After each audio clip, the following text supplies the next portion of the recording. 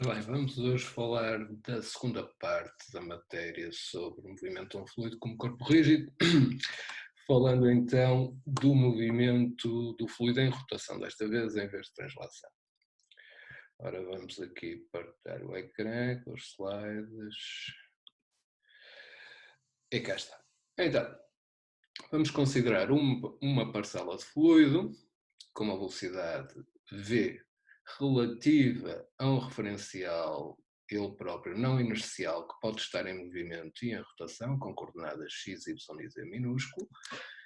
A posição da parcela em relação a este referencial é o vetor r minúsculo e a velocidade angular deste referencial será um ômega.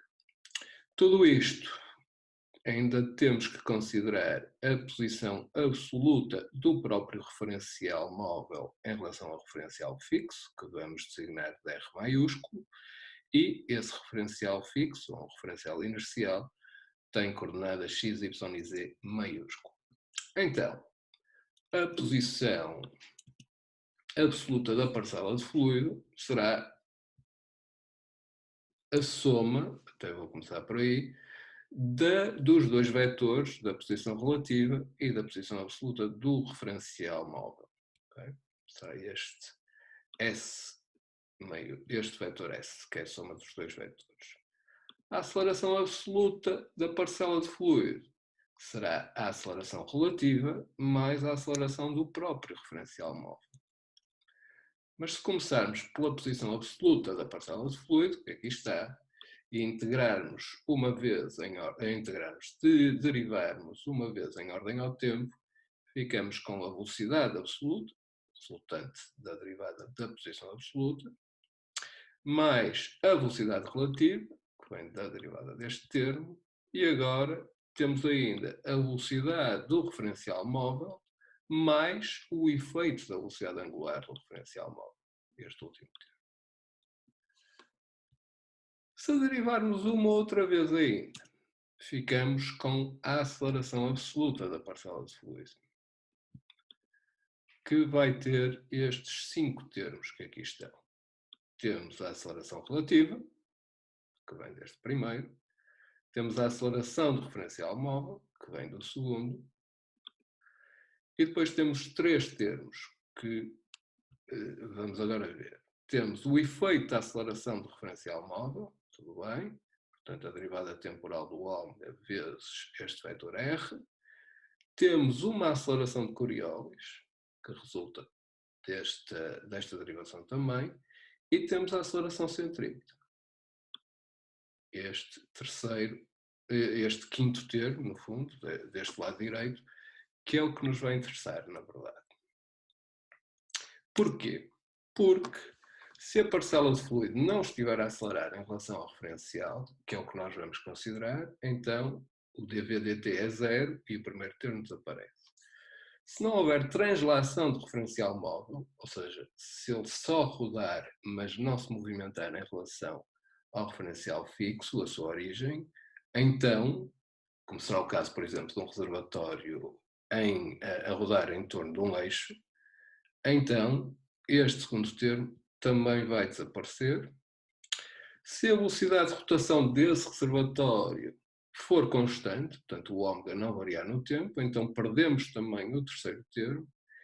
E, para além disso, se a velocidade da parcela de fluido não tiver uma componente radial em relação ao referencial móvel, ou seja, se as parcelas só rodarem, tiverem velocidade tangencial e não se estiverem a aproximar nem a afastar do eixo de rotação, perdemos também o quarto termo da aceleração de Coriolis. E ficamos só com o último, com a aceleração centrípeta. E esta vai ser a nossa aceleração da parcela de fluido que vamos ter que subtrair, mais uma vez, a aceleração gravítica para deduzirmos como é que o gradiente da pressão é num fluido que esteja em rotação como corpo rígido.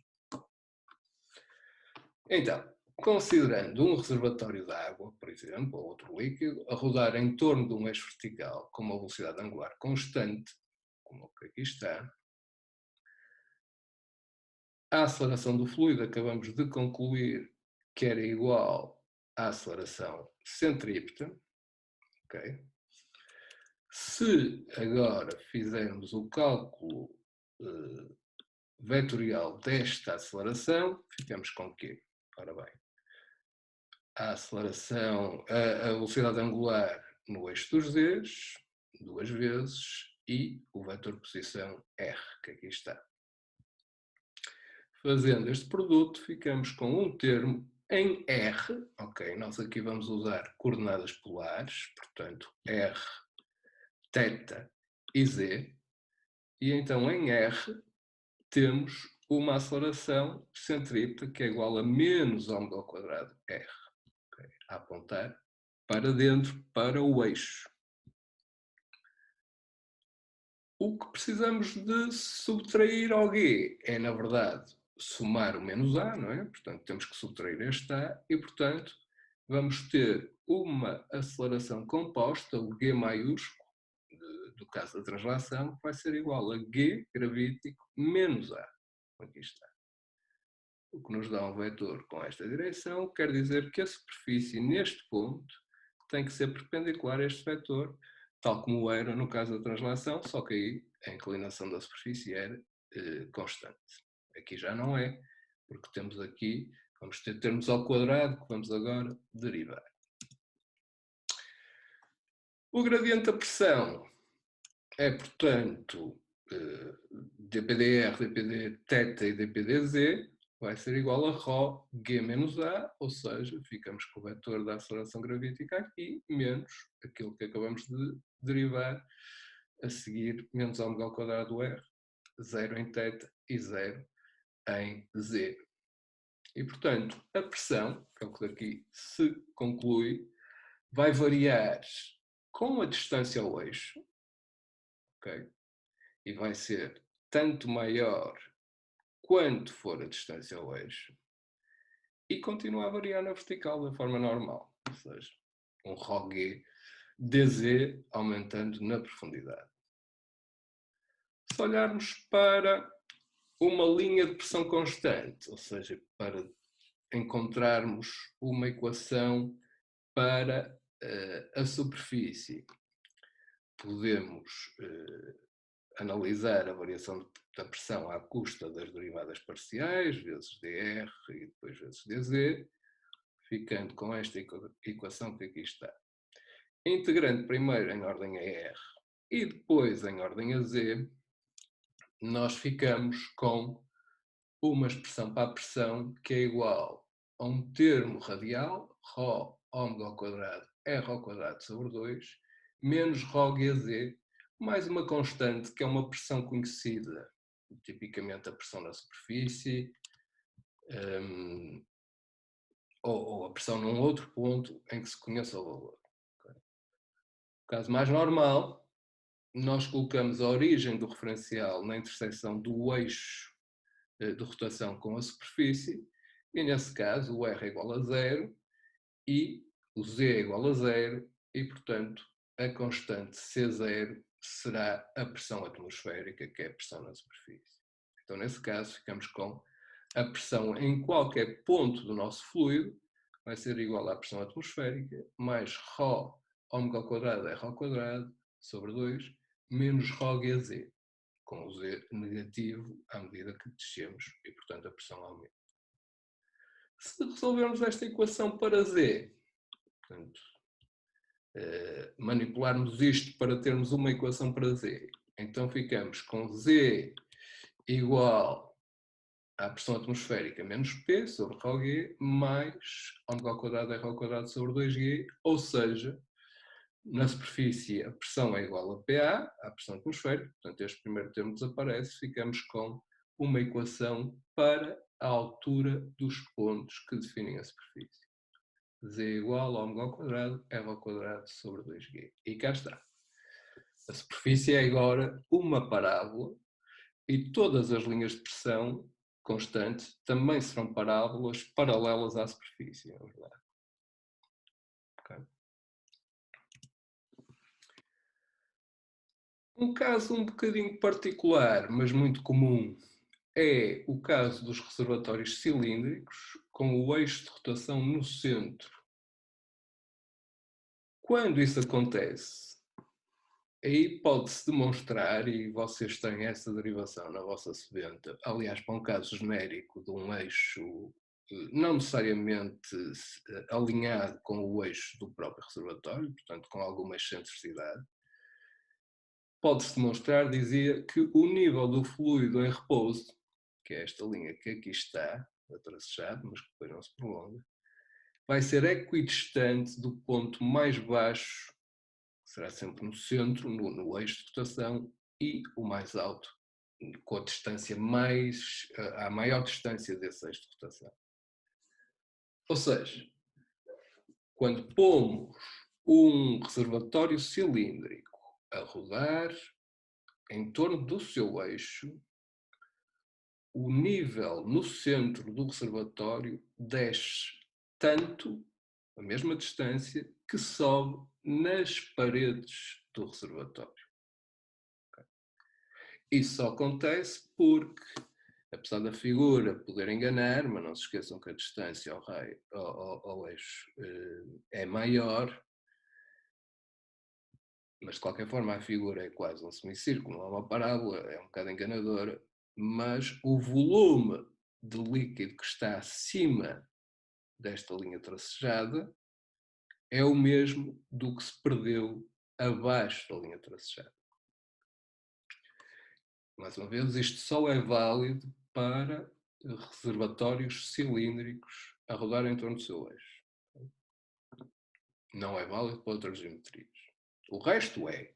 Apenas esta conclusão de o nível em repouso estar equidistante da altura da superfície no centro e da altura da superfície nas extremidades ou nas paredes do reservatório só é válida para cilindros.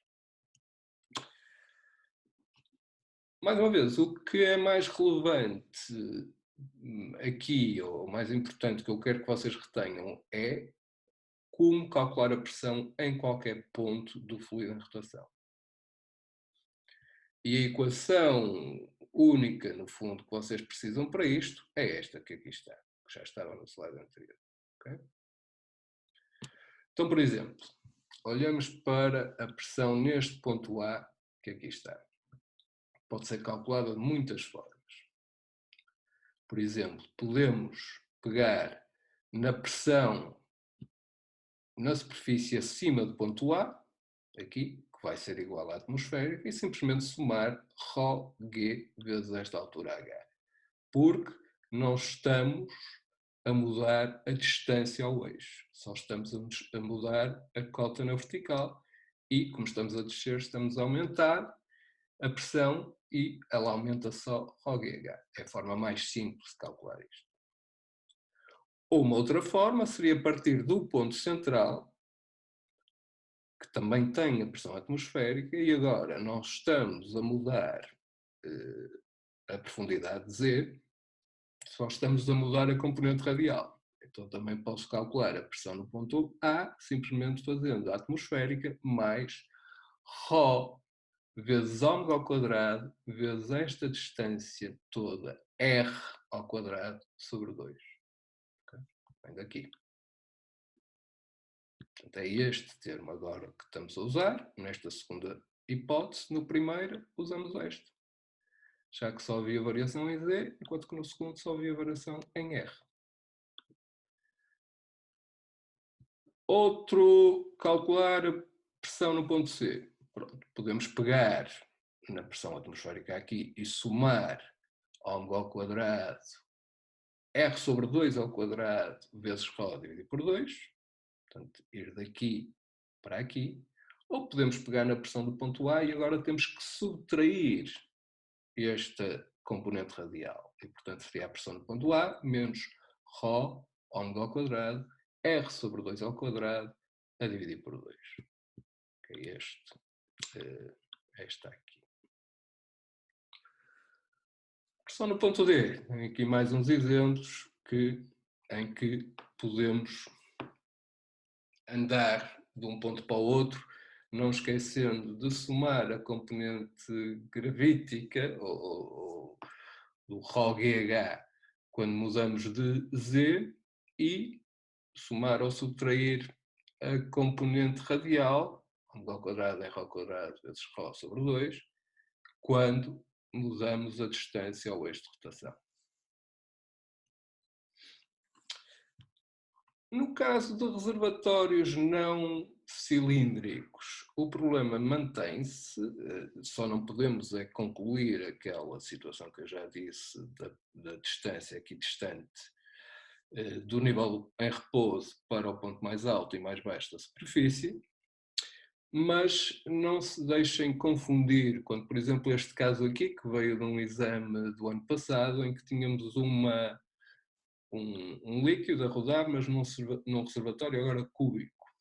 E o que era necessário era, dada a cota do ponto C, se não me engano, determinar a cota do ponto B e do ponto A nas esquinas do cubo, ou ponto B a meio das faces do cubo.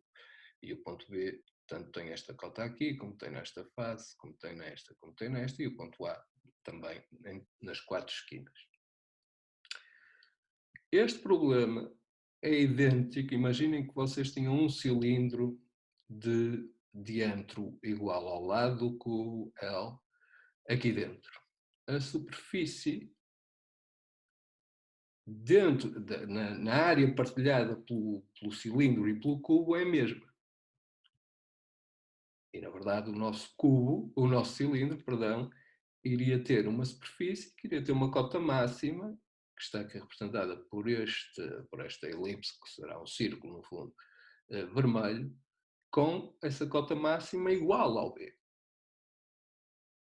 Igual à cota de B no cubo.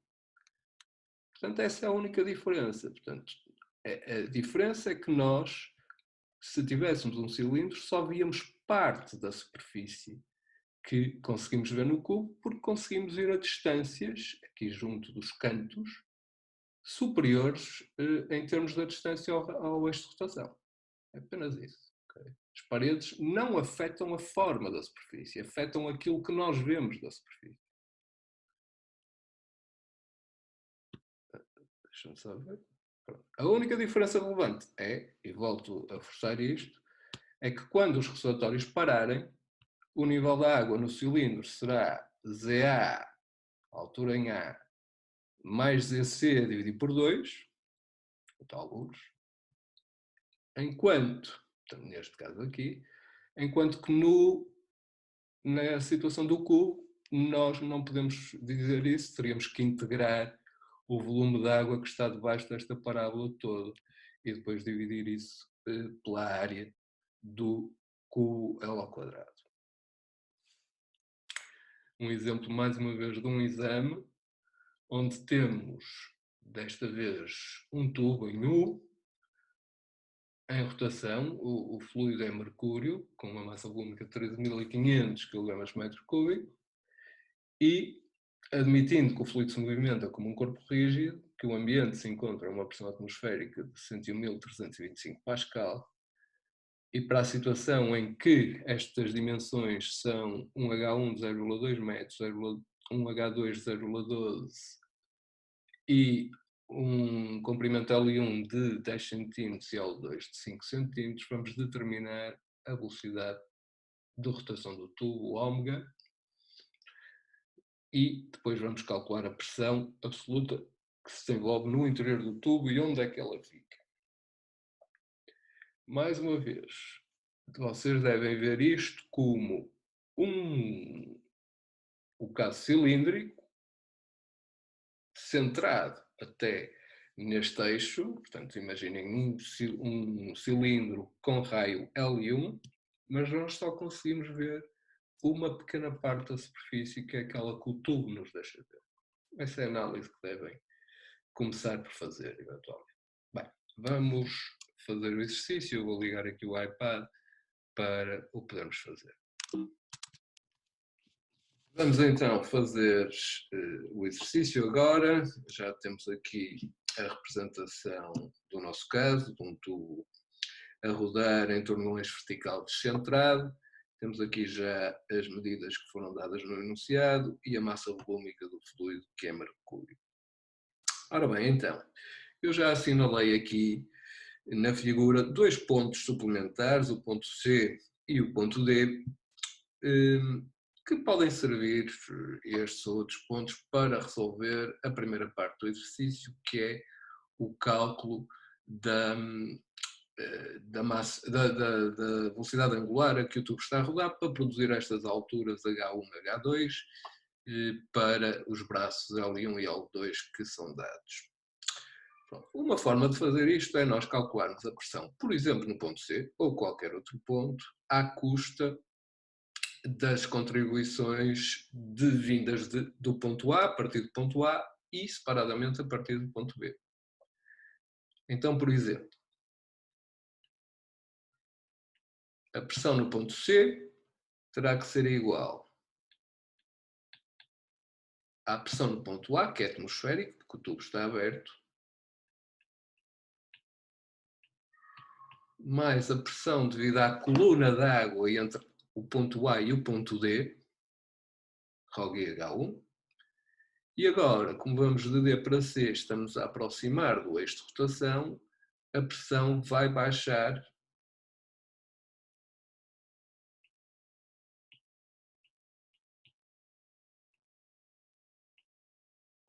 por ρ ômega ao quadrado L1 ao quadrado sobre 2. Já agora podemos aqui assinalar que este termo é a pressão em D, porque entre A e D mantemos a mesma distância ao eixo, portanto a única variação tem a ver, só existe variação em Z entre o ponto A e o ponto D e não variação em R, a distância ao eixo. De forma idêntica, eu posso calcular a pressão no ponto C a partir de B.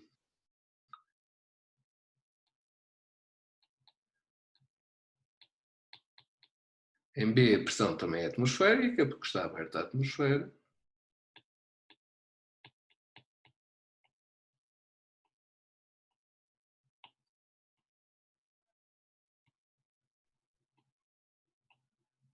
E os termos análogos desta vez são a coluna de fluido entre B e o canto inferior direito da figura e o braço para o lado direito, que desta vez é L2 e não L1.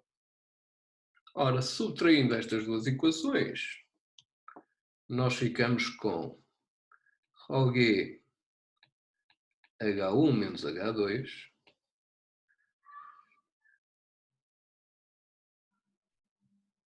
igual a ρ ômega ao quadrado sobre 2 L1 ao quadrado menos L2 ao quadrado. O ρ desaparece e aqui, já agora, na solução que estava na versão anterior deste vídeo, eu tinha cortado a aceleração gravítica também e é por isso que o vídeo foi recarregado hoje, foi para corrigir esse erro. E, portanto, o cálculo do ômega dá-nos 2G, isto era o que faltava na solução anterior, era este G, perdão. Então 2G H1 menos H2 sobre L1 ao quadrado menos L2 ao quadrado, raiz quadrada disto tudo. E, portanto, vamos ter um resultado diferente do que estava no vídeo anterior, devido agora à presença do G. E deixem-me só ver os valores. Fazendo esta conta, nós chegamos a 14,77, se não me engano, 47, perdão.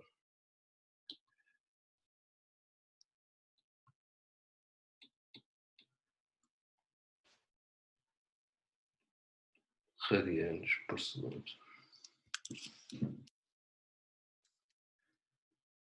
A pressão em D não muda em relação ao resultado que estava no vídeo anterior, porque continua a ser igual a este termo cá de cima. E, portanto, vai ser igual a uma pressão atmosférica mais ρ vezes G vezes H1, e que nos dava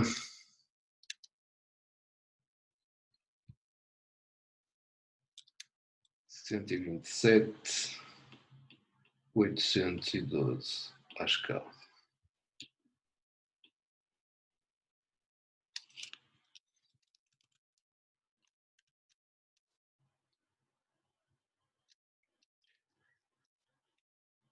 É isso.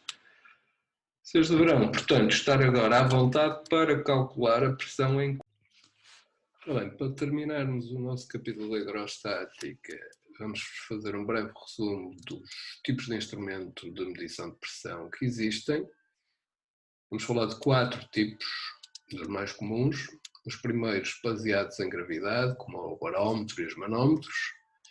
Estes instrumentos medem, mais uma vez, diferenças de pressão, mais do que pressões absolutas. Mesmo o barómetro, cujo objetivo é medir a pressão atmosférica, na verdade mede a diferença entre a pressão atmosférica e a pressão no topo do barómetro, ou seja, por cima da coluna do fluido que é usado, em que a pressão aí é, na verdade, a pressão do vapor desse fluido.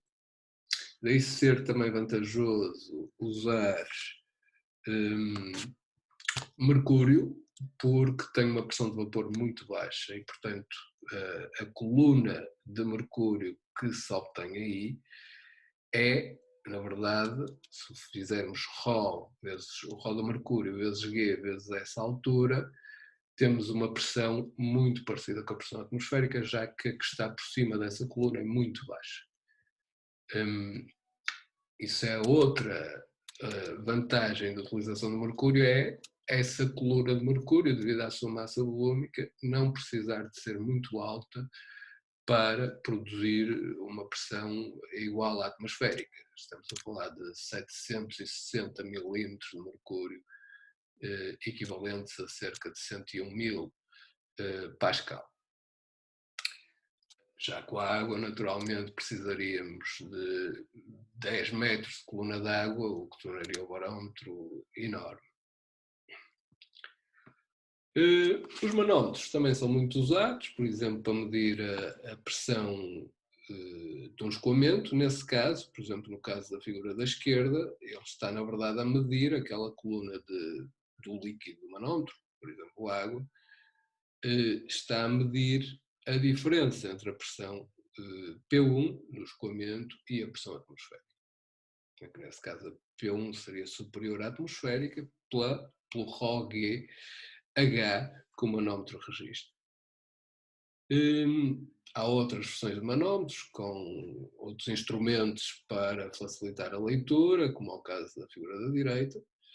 Note-se que se o nosso objetivo for medir a diferença de pressões entre P2 e P1, como na figura, é mais preciso nós usarmos um só manómetro com duas tomadas de pressão, no ponto 1 e no ponto 2, em vez de medir as duas pressões separadamente.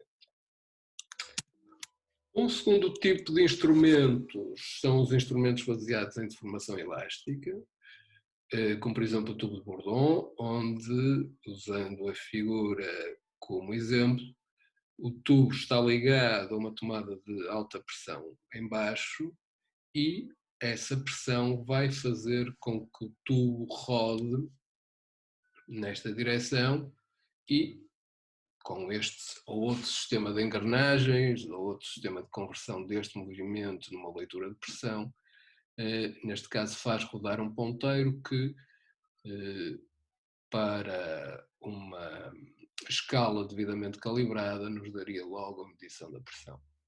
Há outros instrumentos que funcionam segundo os mesmos princípios de formação elástica, mas que usam molars, diafragmas, etc. O terceiro tipo de instrumentos baseia-se no comportamento elétrico, seja piezoelétrico, capacitivo, etc. São apresentados aqui dois exemplos. Na esquerda, um transdutor de pressão capacitivo, em que a capacitância do condensador vai variar com a pressão que está a atuar. Neste caso, temos uma pressão mais alta do lado esquerdo e uma mais baixa do lado direito. Medida a capacitância, e com uma função de transferência do aparelho, consegue-se transformar essa capacitância na pressão ou na diferença de pressão que está a ser medida. De forma similar, do lado direito temos um aparelho, um transdutor de pressão ressonante, que desta vez é a frequência de ressonância do aparelho que é afetada pela pressão e que assim nos permite medir a pressão através desse sinal digital. Finalmente, temos um tipo de instrumento de pressão que é mais adequado ao estudo de escoamentos de gases, por exemplo, este medidor de Pironi, usado para medir pressões muito pequenas, quase vácuos, na verdade. Consiste num filamento aquecido com uma corrente elétrica que é imerso no gás, cuja pressão se quer medir, e com as flutuações na pressão do gás, a condutividade térmica vai-se alterar e com ela a quantidade de calor que o filamento está a perder para o escoamento. Medindo a temperatura do filamento, ou através da corrente elétrica que está a ser fornecida para aquecer o filamento por efeito Joule, pode depois deduzir-se a pressão do gás. E pronto, concluímos assim o nosso capítulo da hidrostática.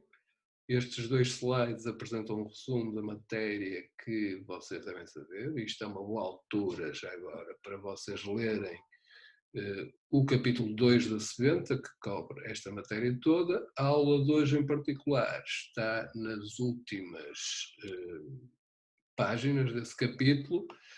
Recomenda-se também que se façam os exercícios em preparação para a aula TP sobre o movimento de um corpo rígido em rotação, que penso é o 2.18 e 2.20. Podem ver isso também na Sebenta, numa caixa a castanho, onde estão os exercícios que cada matéria, que dizem respeito a cada parte da matéria da Sebenta.